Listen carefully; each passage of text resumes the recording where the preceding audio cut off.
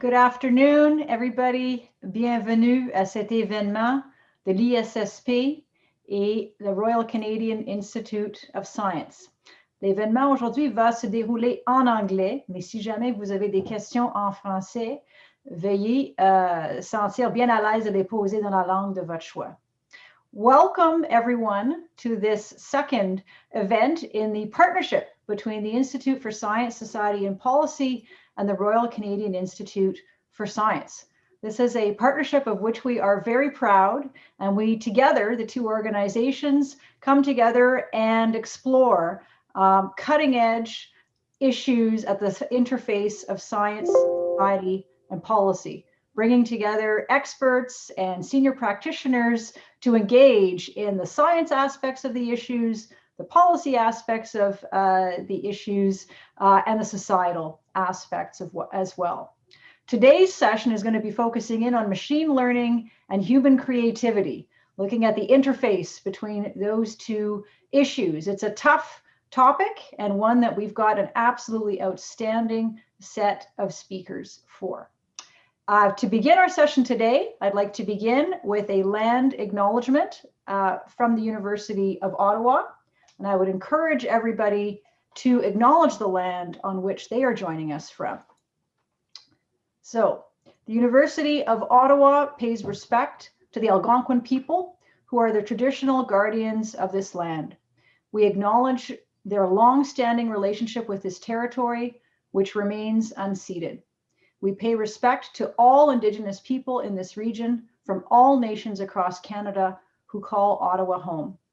We acknowledge the traditional knowledge keepers, both young and old, and we honor their courageous leaders, past, present, and future. I always find that acknowledgement to be extremely inspiring, and I hope that all of you will be acknowledging the land on which you are joining us from. We have a tremendous moderator for our session today, Denise Amyot, who is the President and CEO of Colleges and Institutes Canada.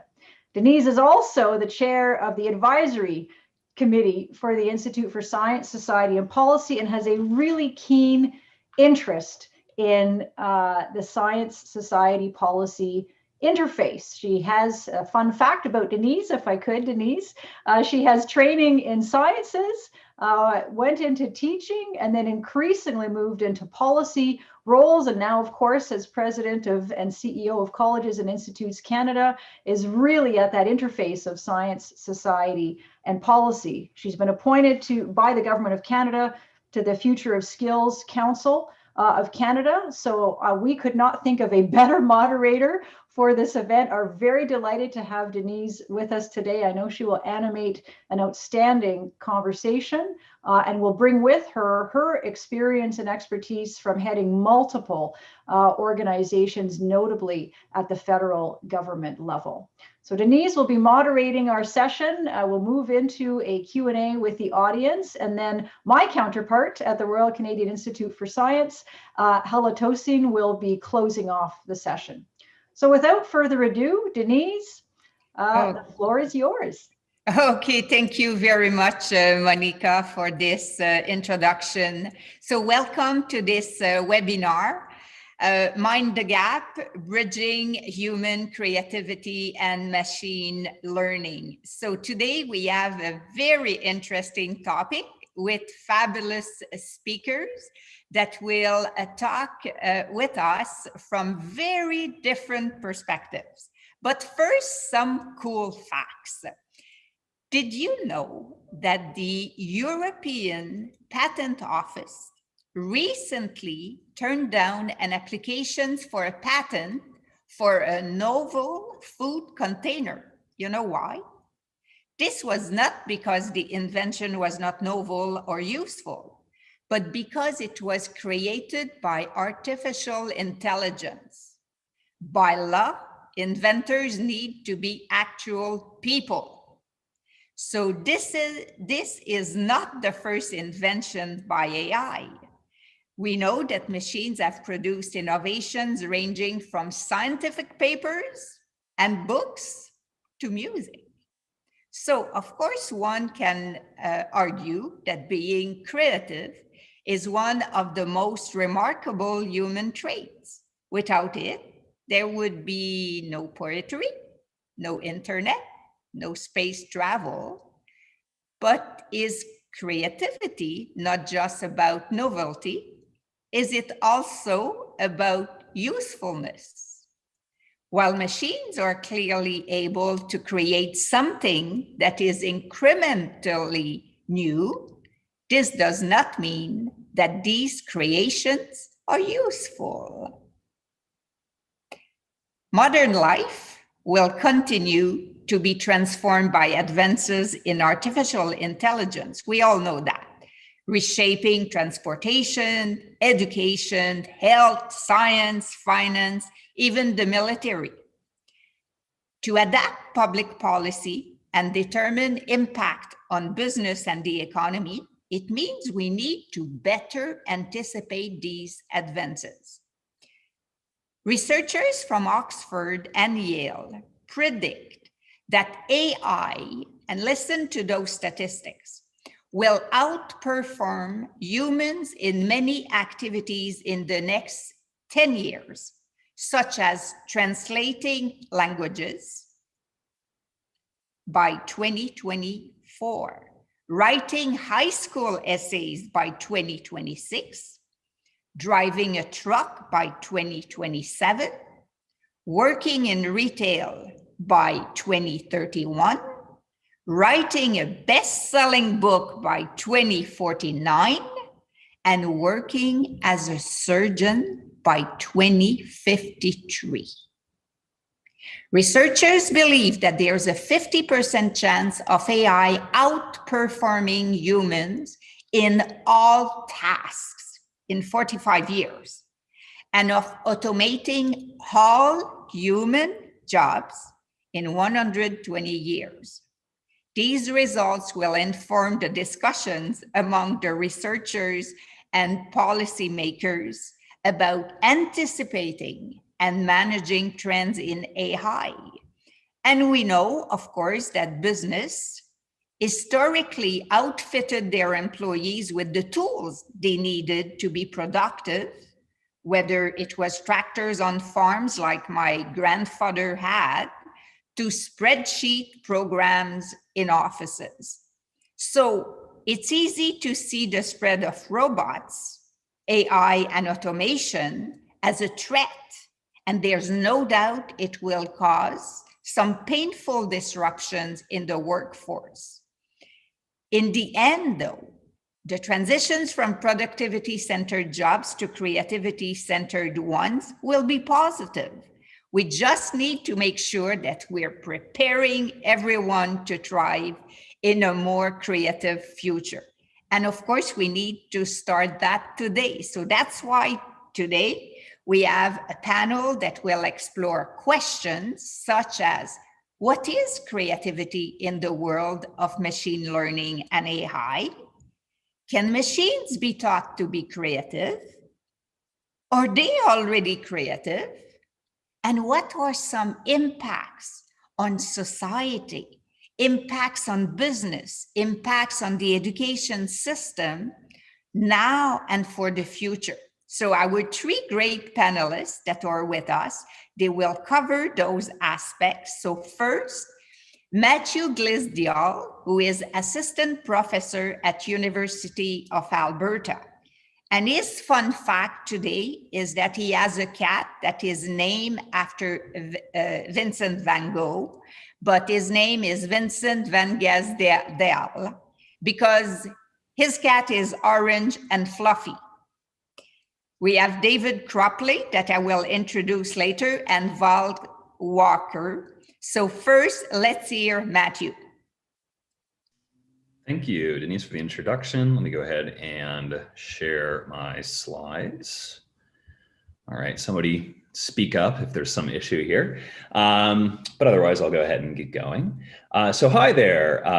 As Denise just mentioned, my name is Matthew Guzdial. I'm a CIFAR AI chair, Amy Fellow, and assistant professor here at the University of Alberta. The University of Alberta is situated on Treaty 6 territory, lands traditionally have been stewarded by Métis and First Nations people.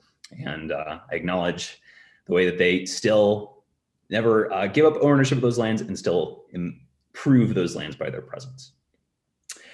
All right, so today I want to talk about combinational creativity, a type of creativity which I'll introduce in a little bit more detail later, and how that intersects with machine learning. I did want to say real quick, I thought, Denise, that the intro was really good and talking about all those things was really good. I would, I think, and maybe we'll get to this in the panel, disagree with some of the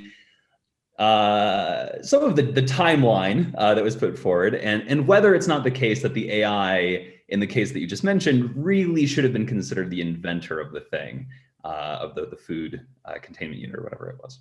Anyway, that's all for later. Let's go ahead and get this presentation going. So before we did that, rather than looking at sort of potential futures, I did want to just take a second and sort of position where are we at with machine learning right now. So right now with machine learning, I'm sure many of you all in the audience have seen images like this. These are GAN, generative adversarial network generated faces. So these are fake faces. These people do not exist. In fact, I've scraped them from a website called thispersondoesnotexist.com, which you can go to right now if you'd like. And overall, they look extremely high quality, I think it's fair to say.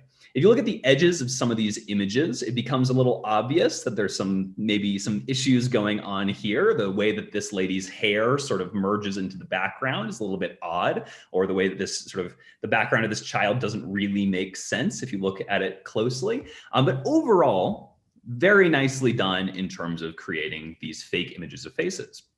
Now, the reason why the GAN, this AI system, is able to do this is because of two major reasons. One, we have a lot of images of faces. There's a lot of humans, and for each human, there's a lot of images of their faces. And so we have a lot of images of faces to work on.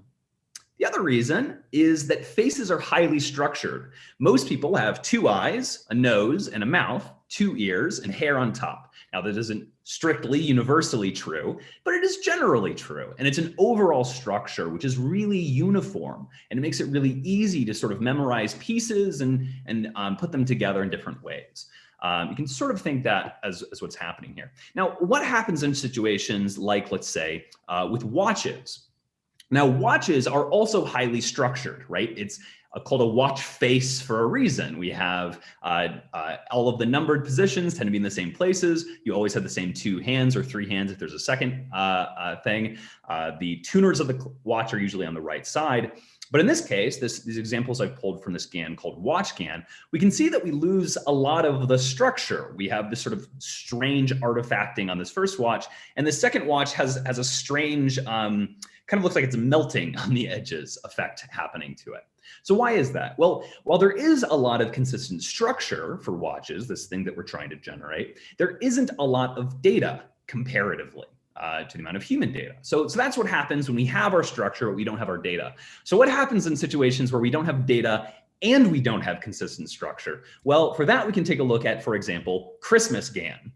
So here's Christmas GAN, and we can see that we have images that are vaguely related to Christmas, which means there's a lot of different things that could even indicate, right? And we can see that the best we get is honestly a little bit horrifying. It's sort of impressionistic, speaking of Vincent van Gogh earlier, but it doesn't do a good job of representing anything we would consider to be realistic. So this gives you the importance of both data when we're talking about modeling a machine learning problem and the structure of the thing that we're trying to model. So I would argue that these two sort of overall high-level things that we want when we're trying to model machine learning problems relate to some desired properties we have for machine learning, or AI broadly. One of these is that we'd love for it to be able to learn well from small amounts of data. And as I just showed you from the Christmas GAN example, in the watch GAN example, that's not the case right now. The second is that we'd love it to be able to handle novelty and surprise, both in terms of the input and the output. So to be able to produce novel and surprising things, and to be able to take as input novel and surprising things and react accordingly. So that's sort of related to the Christmas GAN situation. There's not this large amount of structure. There's a lot more variance. There's a lot more surprising things that you can get when we're talking about Christmas broadly. Then I'd like to bring your attention to a question here of what does it mean to be creative? Now, this is a big question and one that I'm not going to pretend that I'm going to answer fully here, but I'm going to argue there are at least two things that are relevant here when talking about human creativity. One of these is the ability to generalize well from a few examples. And the second is the ability to produce novel and valuable work in comparison to prior work. I'm using the example here of the invention of French fries. Or on the left, we have, if I tell a child the thing on the left is a dog, then the child can probably generalize from a single example to say the thing on the right is a dog. So I'm clearly doing a linkage here, right? Of saying that creativity combined with machine learning can solve some of these problems. So this relates to some of my research domains. So I tend to do work on the sort of combination of machine learning and creativity in a number of fields, including games, human behavior prediction, and image classification and generation. These may not seem to be hugely related to one another, but what's consistent is that across these domains, we have these same kinds of problems of small amounts of data and high variance, high novelty. Now we have this problem that creativity is itself, again, broad, subjective, and undefined. So I'm going to be focusing in, for the purposes of this, on one particular kind of creativity called combinational creativity. The simple way to get a sense of what this even is if I ask you to give me a new animal, so come up with a new animal. Almost always if I do that, what people are going to do is they're going to default to taking existing animals and sort of smushing them together, right? It's a dog with wings. It's a cat with scales, something like that. This is the basic idea. And this is actually a process which is occurring in our heads all the time. And there's various computational, so represented on a computer, ways of representing this process. Here's one, it's called conceptual blending. On the left, we have two inputs, a representation of a resident living in a house and a passenger riding on a boat. And we can smush those together in this particular way called conceptual blending to produce the notion, sort of a description of a houseboat, something you can live and ride in.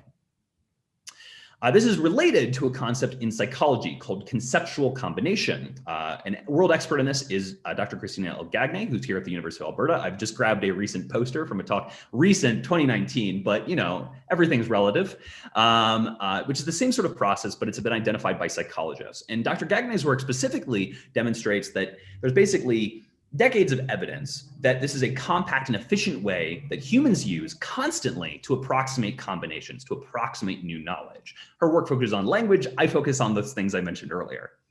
And let's look at some implications there. So just as before, let's take a look at sort of combining two things fairly directly in this sort of graph-like representation. Now, I've grabbed here two pieces of game levels. This is for the game Super Mario Brothers. In case you're not familiar with games, again, that's one of the common places I work. You can think of these as just two kinds of images. We could represent this graphically in this way. This is all through machine learning. And then we can combine these machine learned models together to produce a new model, which can be used to generate new kinds of content. So that's that ability to handle novelty and produce novelty. And we can do things like produce never before seen content using machine learning and this sort of combinational creativity models, like this underwater castle, which doesn't exist. We can think of it like producing new content based on no training data. Or, for example, I have here a video of me playing a video game where all of the rules and all of the structure and all of the entities of the game were created using this method. So that means computer code is being created. These mechanics, the physics of this system is being created using this method. That's not all. We can, of course, do this with things like financial health modeling. One of my current students on Mahajan is working on that, where we don't have any data on somebody in the second phase of their life, some second phase, and we want to use the first phase, some data on the first phase of their life, to sort of recombine that knowledge to approximate behavior in their second phase of their life, which is unseen. We've never seen them in this second phase of their life. We've been working on this in financial and in health and all kinds of other domains. A lot of stuff going on there. I don't have the time to dig into this. Honestly, I've already taken 9 of my 10 minutes, so I'm going to blast by this a little bit. Maybe we can get into this later. The big important thing is that using this approach, we can do way better than we could do previously by combining this notion of creativity and machine learning. These numbers may seem arbitrary, but this represents millions of dollars in terms of an improvement in the financial modeling domain. And last but not least, just to take us full circle, I wanted to show you what happens when you try to apply this data to GANs, right? So not just low training data, but no training data. In this case, we're trying to create a GAN that can make pictures of foxes, having never seen a fox. Now, the results aren't great, but this is still the case that having never seen a fox, I think there's still some foxy stuff going on here. So that's it for me. Just going to leave you with a few takeaways. One, combinational creativity is a promising way to solve some of the current problems with AI and machine learning. CC is the only one aspect of human creativity. I didn't get into others, but we might come into them later. And it does not mean that AI or ML has human creativity. We could put a yet maybe in there if you'd like to be optimistic. And last but not least, this is early days, but it is exciting. There's some real evidence that this can really impact human lives for the better. Okay, I'll end there. Thank you.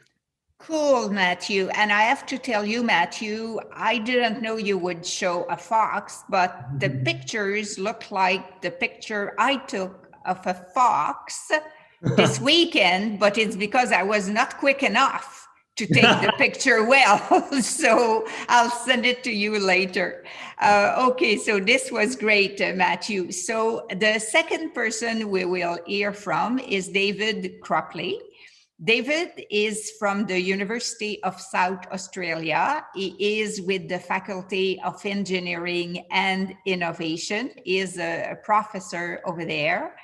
And a fun fact, although he lives now in South Australia, he was raised in Saskatchewan, okay, here in Canada. So David. Okay, thank you very much. Just while I'm sharing the screen and so on, I'll acknowledge that I'm speaking to you from the land of the Kaurna people in South Australia and pay respect to their elders, past and present. And just give me a second to fire things up here. And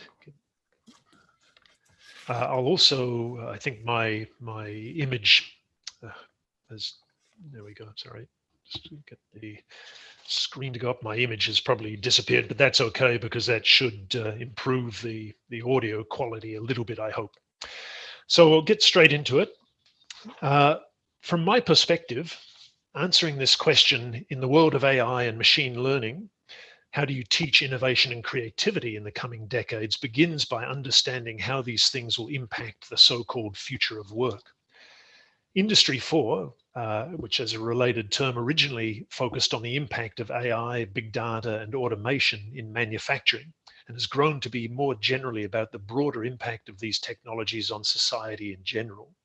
In particular, as AI and machine learning do more and more things, we've realized that these technologies are starting to impinge on the jobs that people do.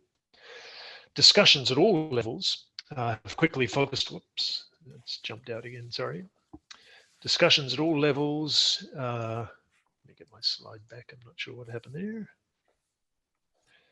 Have quickly focused on the fact that AI, and I'll use the term AI to mean a range of approaches, including machine learning and deep learning, is ideally suited to certain kinds of work. And not surprisingly, this is work that's algorithmic in nature. It can be spelled out as a clear sequence of actions with clear goals. And in many ways, this is no different from what computers have been doing for us for the last 50 or 60 years, except that it's now kind of supercharged by technologies like machine learning and the ability to find and identify patterns in large data sets. I apologize there, I'm not sure why this is misbehaving, but if it doesn't start behaving itself in a few seconds, I'll just carry on without. We all thought it was AI taking over. It may be. It's angry with me, and just while that's not cooperating at the moment, let me just carry on with the talk anyway, and hopefully the slides will catch up in a minute. So it seems to me it's inevitable that AI is going to replace humans in tasks that can do things much more quickly and accurately than humans, and there were some examples on that particular slide. For instance, we see AI replacing people in sort of secretarial roles, in certain financial services, in legal services, and so on. And this will undoubtedly continue more and more into the future. Now, this begs a question: is the future of work therefore all doom and gloom for humans? Probably not, and I think we have a historical precedent to guide us here. In fact, for example, in the early 1940s in the USA, there was a sudden flooding of the jobs market with a new kind of worker, much like the introduction of AI that we're beginning to see now. And yet there was not widespread unemployment or economic disaster. And in fact, the economy absorbed this added capacity and grew. I'm talking, of course, about the introduction of women into the US workforce in large numbers from early 1942. And of course, in Canada and Australia, that same phenomenon took place a couple of years earlier. The interesting thing is that even after the soldiers returned in 1945, and many women stayed in the workforce, there was net growth. New jobs were created, new opportunities arose. And so there's no reason to assume that the same will not happen with AI. Some people may need to change their jobs, and this is the key question. Exactly where will these opportunities lie if some humans are displaced by AI? And that's the question we have to answer. And again, I'll just, I'm not sure if I won't put my computer in presentation mode, but I think you can see these images at least. So it's perhaps a no-brainer that the jobs of the future increasingly will be in areas where AI, machine learning, and robots cannot function effectively, but we have to understand what those areas are. What you see here is a robot controlled by AI that works in a chemistry lab at the University of Liverpool in the UK. Now, it can work for something like 22 hours a day, stopping only to recharge its batteries, and it carries out chemical experiments much more quickly and efficiently than human scientists. It's also actually designed to use the instruments that humans use, so it can literally move into a laboratory and take over. And this particular robot works on finding new chemical catalysts. And so, of course, it is a legitimate replacement for a human. For the purposes of our discussion, the critical factor is that someone, a human, had to program it.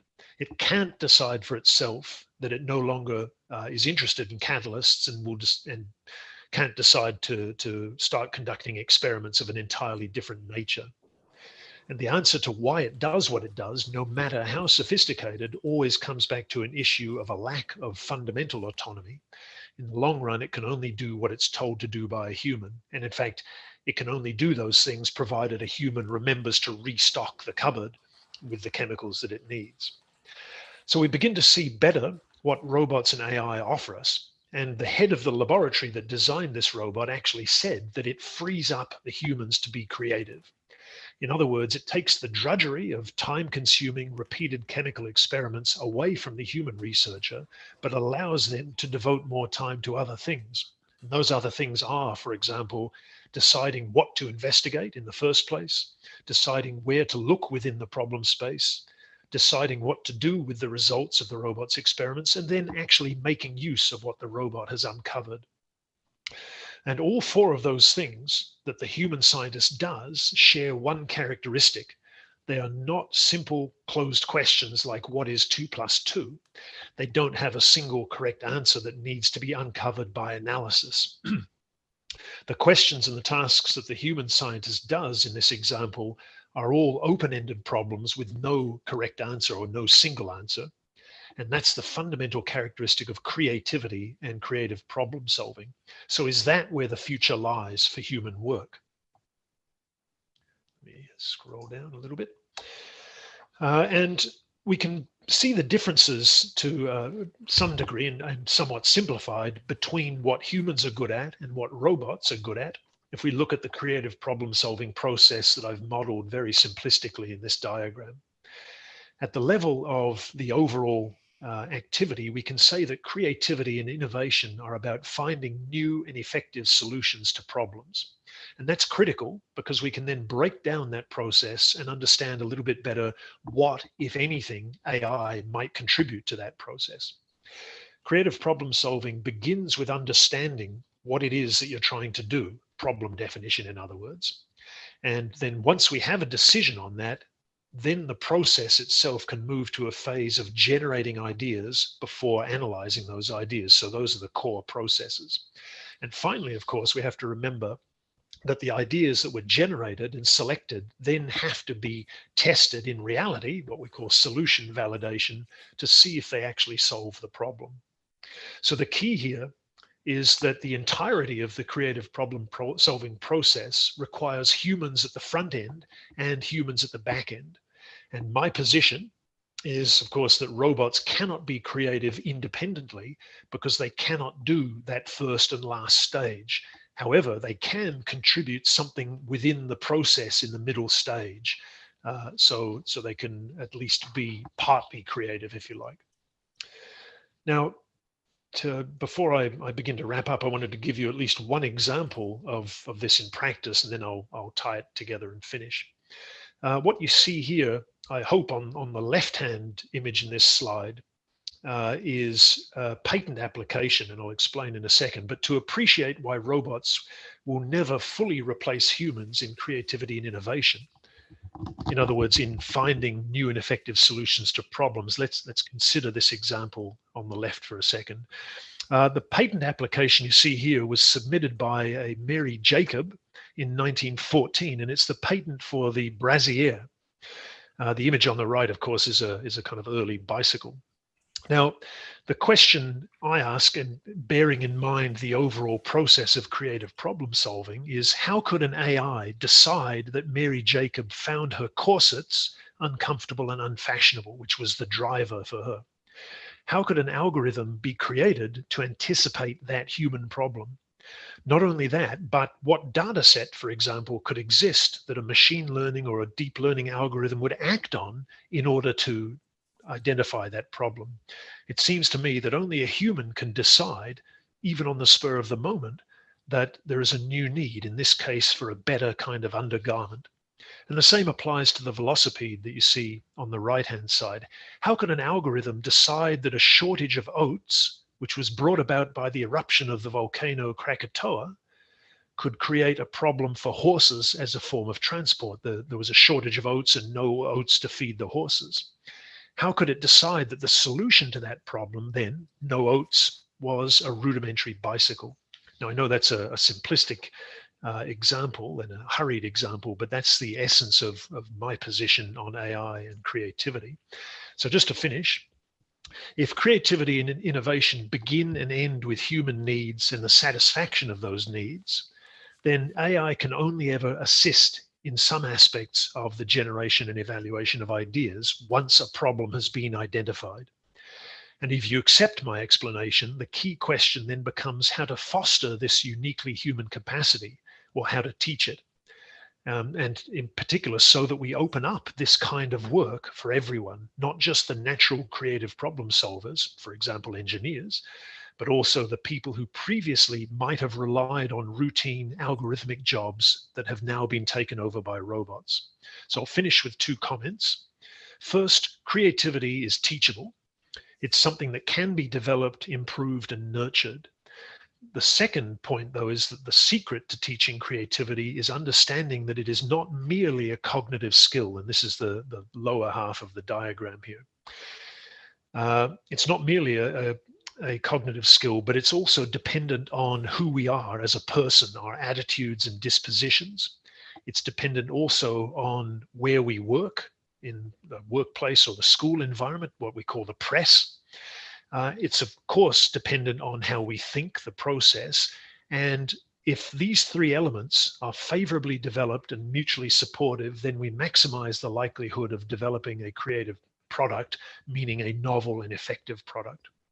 So teaching creativity and innovation must be based on a multifaceted competency approach that addresses all four of those things.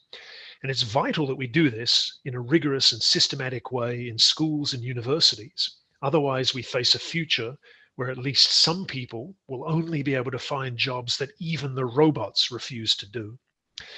That's me finished there, so I'll stop sharing my screen and allow Denise to carry on. Thank you very much. Thank you very much, David. So if we are listening to you, it means that to go back to this patent that was refused, if we would have gone with the person who programmed the development of the recipient, then it should have been accepted. And that person would have been maybe a co-inventor, because what I remember of your presentation is that humans being they have to be there at the front end and at the back end. So very, very interesting. And then we'll be able to talk about, can we teach this now? Now let's introduce Val Walker. Val is the CEO of the Business Higher Education Roundtable. So Val Walker, also, I have to say the fun fact, I'm not sure it's fun, but she has a hangover from her vaccine that she just got this weekend. So please bear with us. So Val, your take on all of this. Thanks, Denise. Wow, that is the worst fun fact. Denise asked me a few minutes before we started, tell me a fun fact about you so I can introduce you. And it's just been a day. I hope everyone can appreciate that in COVID times and other circumstances. I usually have tons of fun facts, but that's where we are today with me. I'm very excited to be here though, and I really appreciate the opportunity. I'm going to go low tech today, pretty analog, and just give you some thoughts without slides to go along with them. To try to make sense of this topic, it's a pretty complicated one. I'm going to bring us back to where we started and just remind people of the title here. So we're minding the gap. We're bridging human creativity and machine learning. So thinking about what is creativity, which I think Matthew helped us understand, and how do you teach it, which David talked about, and how do you then program it? How do you get artificial intelligence or machine learning algorithms to be creative? Do we want them to be creative? Does that mean robots are coming to take over our lives and all of our jobs? And while I appreciate the stats that Denise provided off the top, I think I'm with Matthew in that I'm not sure I'm on board with all of those predictions about our jobs being all obsolete in 120 years. I won't be around to worry about that, but I think given the number of jobs, people hear this and I don't have the right reference for it, but the number of jobs that are out there not too far in the future that we don't even know of right now, I think if that's true and you buy into that idea, that it would be hard to predict that those jobs that we haven't even thought of yet will be also obsolete in a century or so. It's maybe a bit optimistic if you're on the robot side of things. So my takeaway from what I heard Matthew say is that he's really into foxes and creepy looking Christmas dolls, which is kind of weird, but I'm a big fan of Mario Brothers, so I think we have that in common. What I understood from David's talk in terms of talking about, the mechanics of it is that creativity is teachable, but it's really complicated. And it has so much to do with the person themselves as well as the society in which they find themselves. And so I think with those two things in mind, I'm just making fun. I'm sorry, Matthew, that I got a lot more out of your talk beyond the fact that those Christmas dolls really were creepy. That I took from that actually that AI is maybe not as far along in reality as some of the movies and TV shows that we see would like to suggest. But it is something, and this is where I'm getting into the piece that I'm going to try to provide for us today. It is something that we need to get educators and employers thinking about today. And that's where I think I come in terms of that bigger picture. So the researchers are out there doing their thing as they should be on the cutting edge of this science. And from a societal perspective, whether you're talking about policy, that the governments are trying to regulate stuff that they don't really understand yet, or business leaders are trying to make decisions about how AI will impact their workforce 5 or 10 years from now. I talk to CEOs all the time. They have trouble predicting workforce demands 18 months to 2 years into the future. You throw a question out at them, which we do, about the impact that AI or machine learning will have on automation of tasks. And the honest answers I think I've seen most often, we're not sure. But the general gist of the responses we do get is in line with again, what Denise said off the top, which is net positive. There absolutely will be some jobs that are automated out. Certainly a big chunk of tasks within jobs automated out. But again, the general business confidence level, at least pre-pandemic, was that automation and AI will have a net positive impact on workforce and number of people that they need to do work, which I think comes back to this concept of creativity. So I'm kind of partway through my slides or my thinking already without telling you who I am. So I'm Val, like Denise said. For those of you who don't know, the Business Higher Education Roundtable is a member-based not-for-profit in Ottawa. And our members are those business leaders and leaders from the institutions, the post-secondary colleges and polytechnics and universities across Canada. And so we spend a lot of time working in the spaces between employers and educators, getting people to collaborate and work together on things, a lot around talent development, workforce planning, but also around innovation and what types of research the companies and institutions should be doing together. So you might be thinking, okay, that's cool, but what are you doing here? I do not have a research background in AI or machine learning. I'm married to a guy who does. I don't think that counts for the purposes of this talk.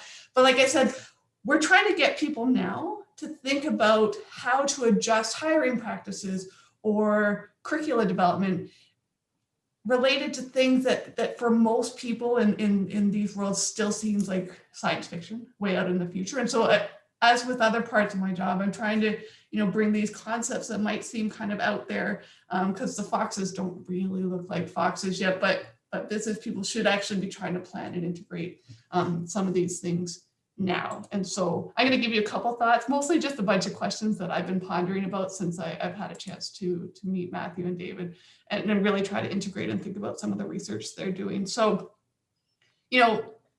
at the crux of it, modern life is going to continue to be transformed by AI. And like Denise said, that is in all parts of our life, transportation and finance and science, like she said.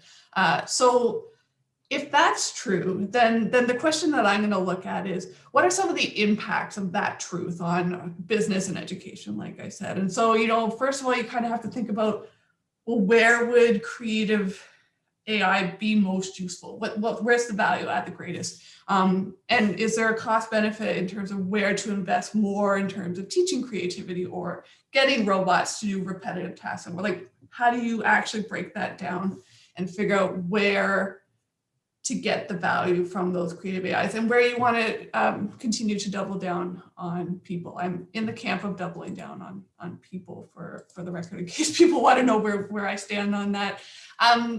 And so honestly, my first thought is I'm not sure how to convince these leaders they should be thinking about these things.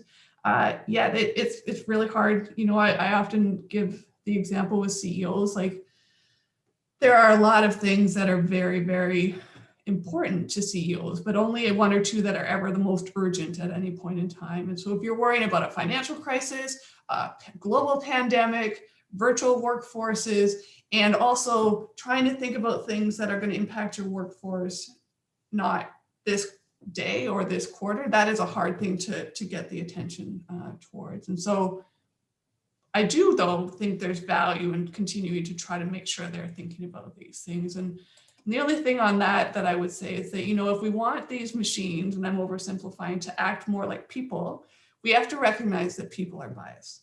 And if we want AI to take on uniquely human capabilities, we have to recognize that, or be aware that they are likely to take on a lot of the human baggage as well. And so that's not great, because humans are biased, we know that. And we want to make sure then to do what we can to avoid having the machines, these algorithms, be biased as well, right? So human processing, judgment, decision-making, all of these things are things that humans do, but those processes, and I don't have the neuroscience background to defend this, but I think it's fair to say those things are imperfect and messy. And so we are at risk of replicating the messiness in our own creativity in programming AIs. And so what are we going to do about that? And is it even feasible at this point to think that we can create AI to do things better without the bias that we have?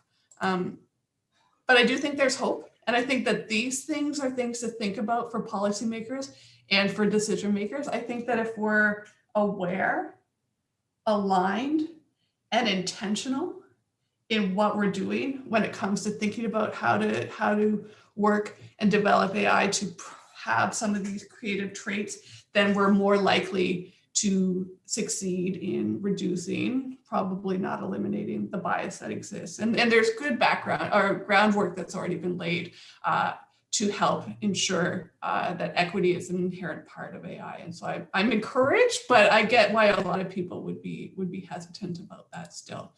Because at the end of the day, the basic questions can't be avoided. So maybe I can get there, right? That we can figure out a way to get creative AI. It can be awesome, just like creative humans are awesome, but it can also be deeply flawed. And so we do want to be intentional about so that. maybe Val, I'll give you an example that is really cool that link education and the business sector and AI. It's a true story happening in not Saskatchewan, but Newfoundland. It's a woman that had a big contract to prepare to do cookies, because apparently she is doing the best cookies in the world, and she got a big contract by a grocery chain, but she couldn't find enough people to wrap up the cookies. And she was in trouble because now the grocery chain wanted her second recipe of cookies because those cookies were so good. Guess what? She approached the College of the North Atlantic, and said, I have a problem, what can you do for me? And they said, well, I have a robot. And she said, look, I'm just from this little village in Newfoundland. You know, we have no robots here. Guess what? They produced a part of a robot. And now, not only does she have one robot, she has two robots, and she has two technicians working with her. And she has no more trouble with wrapping the cookies because the robots are doing the job. So all that, if we keep talking about creativity and, you know, are machines creative or humans creative? So the questions if humans are important at the start of the process and at the end of the process, as David told us, and that there could be the use of combination and all that. My questions to you is, how do we, or should we, be teaching creativity to the next generations of students in the world of AI? Who wants to tackle this one? And by the way, anybody attending this webinar can ask questions in the chat box where it's written Q's and A's, and not chat box, sorry, in the place where it's written Q's and A's, and we will be able to read your questions. And if you want to specify who should answer it, please do so. So should we teach Denise, creativity? I'll David. make a comment about the, yep. I mean, in Australia, it's part of the national curriculum now. So we have a federally defined national curriculum, and creativity is now in that curriculum as a so-called general capability. So one positive step in this direction of how do we teach creativity is that, first of all, it must be acknowledged as a part of the curriculum. And by making it a general capability, that also encourages the idea that creativity is not a lesson for 40 minutes once a week, but it's something that infuses all of the curriculum. So I think those are a couple of basic steps that are required, that it's acknowledged that it needs to be there and that it needs to be sprinkled across all subjects, so that the teachers of English, music, science, and so on are all trying to provide the students with opportunities to develop this capacity for creativity. That's an important starting point. I love it. So it's compulsory then to teach creativity so that it becomes a competencies. I think it's brilliant to have that. So Matthew, you showed us, the machine and the models, and I won't repeat all of what you've said, but okay, if we are doing that with humans, can we do the same with machine? Are you asking if we can teach machines like we teach humans? Yeah. No. And can we teach them creativity? So what I wouldn't say is, I wouldn't go as broad as creativity, because that's, as I mentioned in my talk, and I think David touched on this a bit as well, Creativity is very broadly defined. And we would recognize a variety of behaviors as creative, but also it's subjective in terms of different people would view different things as potentially being creative or not creative. So no, we can't teach creativity to a machine like we can to a human. What we can do is we can focus on particular tasks that we think represent creativity, or particular sort of cognitive processes that we can identify, and we can input those in various ways into machines. Okay, so maybe I'll ask some questions linked to your answer, and it's questions by Phil Carlisle.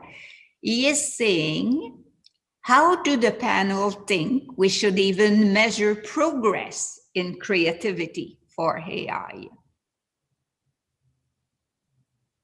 And he added, we generally make progress when we have a way to measure things. But isn't it this a wicked problem that we can't define a clear measurement for that, for creativity in AI?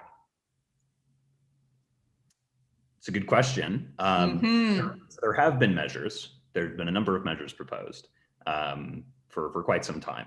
You go back to the earliest days, like Turing had suggestions about what creativity was and how you could measure it in a machine.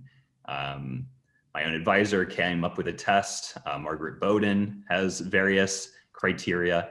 The ones that I like to use is sort of a notion of a ordinal but non-numeric scale, by which I mean the different levels of this should be greater than other levels, but shouldn't be considered to be necessarily numeric. They're not equally far apart, right?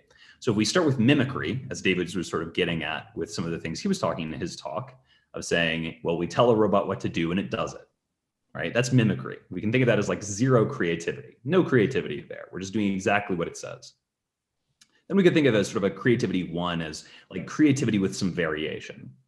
So that's a bit like where Gans are right now. We can say, recreate this thing with some subtle variations. You're creating something new, but it's not hugely new, right? And then we could think of creativity two then as being representative of a new kind of thing altogether. No longer variation, but being recognized as a novel thing in of itself, a novel book, a novel piece of music, without any notion of just stealing things entirely from existing work or recognizably doing so. And then we could think of creativity four as sort of human level, but like human level expert creativity of a sort of genre defining, domain defining invention. And that's, very pie in the sky, very distance metrics. So maybe Val, to put the business sector into this. So if humans are so important from a creativity perspective, how do you think the business sector can recruit people that will serve them the best because of their creative skills? So how can they measure those skills of creativity when they recruit people? Yeah, Denise, I don't actually think it's any different than what they're doing now. I think the unique humanness of all of us is that we can be creative. I think that's come across really clearly in this discussion. And so I don't think there's good ways yet, at least from employers, to measure creativity, but they know, for example, and we know from the research we've done that creativity is one of those truly human skills, one of those social emotional skills, and none of those are independent of other social and emotional skills, human skills, if we call them, like empathy, resilience. These things that employers consistently say they look for are also very hard to measure. I think, to David's point, you have the ability to get better at them, but it's very much dependent on the circumstances in which you find those people.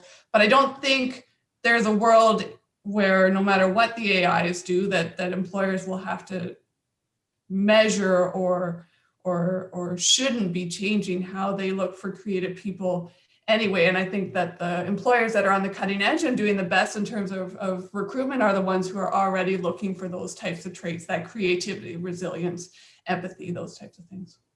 Fabulous. So I want to go back to the AI and the machine that can learn and can maybe learn creativity also. So if AI creativity will ultimately result in machines that can create without supervisions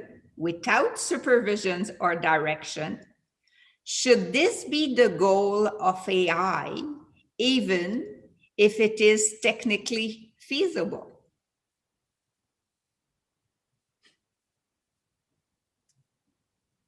I mean, so right now, I could write a tiny little script that said, you know, while true, do this. And I could have an AI create arbitrary numbers, just adding zeros and ones and nines and so on and so forth together. And it would be doing exactly what you're suggesting there, Denise, right? It would be creating novel things without supervision. But there's a question of, okay, so, right, like there's no value to just producing things. Producing things is not hard, right? In our earlier conversations we were having before this meeting, David was bringing up this notion of creativity as being a combination of novelty and value, right? If we're getting to this notion of accepting that, that's what's required, then we need to produce things of value. And who's that judge? Who judges what's of value? Well, a human's gonna be judging what's of value, because ultimately you're going to be making things for humans. So I think we can get to the point you're describing right now, but there's the question of, is that really what we're trying to do?